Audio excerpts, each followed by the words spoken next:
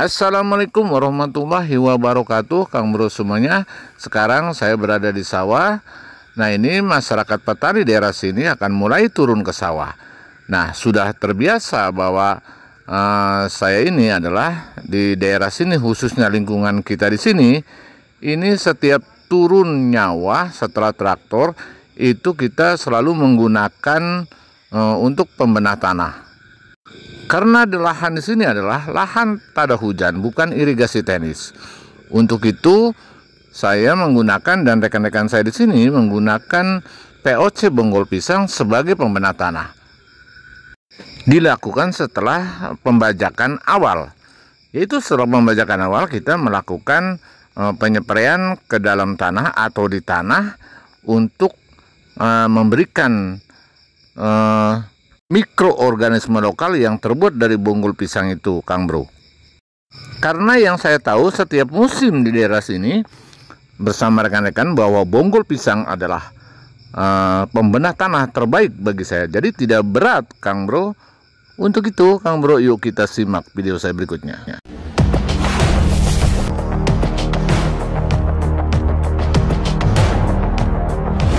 Nah, ini adalah kita sedang fermentasi anaerob daripada POC bonggol pisang. Perlu Kang Bro ketahui bahwa POC bonggol pisang ini bisa dijadikan pembenah tanah atau sebagai dekomponisasi, atau bisa disebut juga biodekomposernya adalah dari bonggol pisang. Karena dari bonggol pisang ini adalah banyak bakteri-bakteri yang bisa merombak renik-renik daripada itu, organik.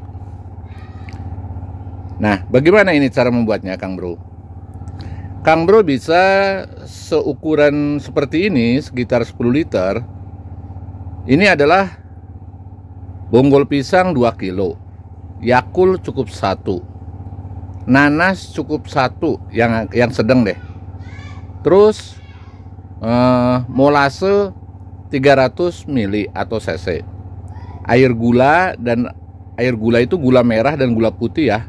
Direbus, yang penting 1 liter cukup deh. Atau 100 gram dengan gula putih 100 gram, gula merah 100 gram dijadikan 1 liter bisa cukup. Nah, itulah Kang Bro semuanya bahwa bonggol pisang ini selain untuk kita diaplikasikan langsung kepada tanaman, kita bisa dijadikan sebagai dekomponisasi atau biokomposer.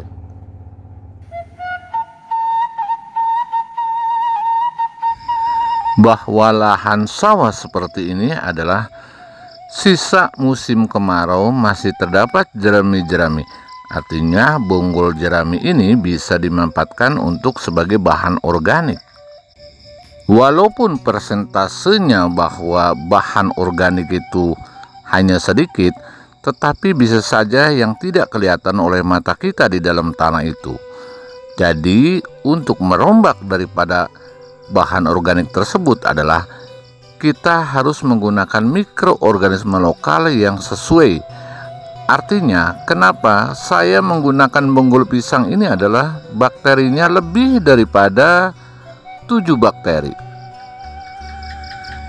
Sehingga untuk proses dekomponisasi ini adalah sangat cepat, Kang Bro semuanya. Jarang orang tahu dengan pembenah tanah itu emang berbagai macam caranya. Ada yang melalui kaptan atau kapur pertanian, ada yang melalui semacam pupuk organik curah atau dari kohe, dari kotoran hewan. Banyak, tetapi itu bagi saya adalah sangat merepotkan. Jadi untuk itu saya bagaimana dengan cara berpikir bagaimana kalau kita hanya cukup 1 hektar itu dengan 3 liter atau 4 liter, apa salahnya kita dibandingkan dengan kita membawa kohe yang harus tonasinya cukup lumayan dan biaya tenaga kerjanya juga cukup lumayan. Tetapi kalau dengan bonggol pisang ini adalah kita cukup dengan diteng-teng dengan tangan atau dijinjing pakai tangan ke sawah, tidak berat dan diaplikasikan, cukup tenaga kerja cuma 1 orang. Ini adalah sangat efektif untuk mengurangi biaya produksi. Tetapi Kang Bro semuanya juga jangan terlepas dari jerami-jerami kita. Setelah panen kita jangan dibakar semua. Kita harus separuhnya, syukur-syukur bisa semuanya dimanfaatkan untuk disebarkan ke semua lahan kita. Kang Bro semuanya, bahwa pembenihan di lahan tada hujan ini seperti ini. Tetapi ini adalah walaupun di tanah tada hujan, kalau orang bilang daerah sini adalah ngipuk lah ya, tetapi ini subur. Ini bukan kelihatannya subur benih ini. Benih ini subur, ini kurang lebih sekitar 1 minggu lah.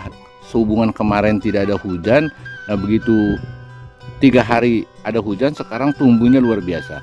Ini salah satu tanda bahwa tanah ini adalah karena orang tersebut saya tahu sering mengaplikasikan masalah pembenah tanah, terjadi seperti ini. Nah terus keduanya, daerah sini adalah daerah tada hujan, dan jerami yang ada di lingkungan ini jarang semua dibakar.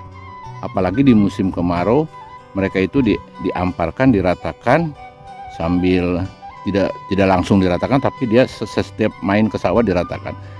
Nah akhirnya terjadilah renik yang ada, dan nanti setelah pembajakan ada air, mereka itu atau dia itu sering mengaplikasikan pembenah tanah. Makanya saya sudah tahu bahwa Bapak ini adalah sering menggunakan pembenah tanah.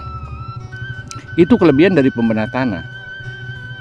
Keduanya, pembenah tanah kelebihannya seperti tanah seperti tanah geluduk ini atau tanah tada hujan. Karena ini kan tanah berundak-undak seperti ini, Kang Bro. Nah ini bisa menyimpan air.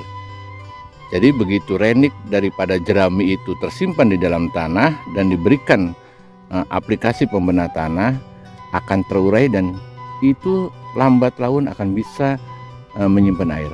Artinya setiap tahun kita tidak terasa, setiap tahun tidak dibakar, lama-lama tanah ini menjadi subur dan bisa menyimpan air. Nah, pembenihan aja lihat subur sekali. Itulah Kang Bro semuanya, kelebihan daripada pembenah tanah. Ini kita dilakukan di tanah non irigasi tenis atau tanah guludug. Apalagi kalau dilakukan atau diaplikasikan di lahan basah, karena bakteri itu hidupnya yang basah-basah, Kang Bro. Jadi ini cepat berkembang. Tetapi di lahan yang seperti ini pun, asal ada lembab-lembab air, itu mereka akan cepat bereaksi. Nah itu kelebihan daripada bonggol pisang, karena kita punya bakteri Lactobacillus, Bacillus sp, Pseudomonas, dan lain-lain. Dan juga bahwa bonggol pisang ini penambat nitrogen dan penambat fosfatnya juga ada, Kang Bro. Jadi begitu ditanamkan bahwa tanaman tersebut adalah langsung hijau, walaupun belum dipupuk.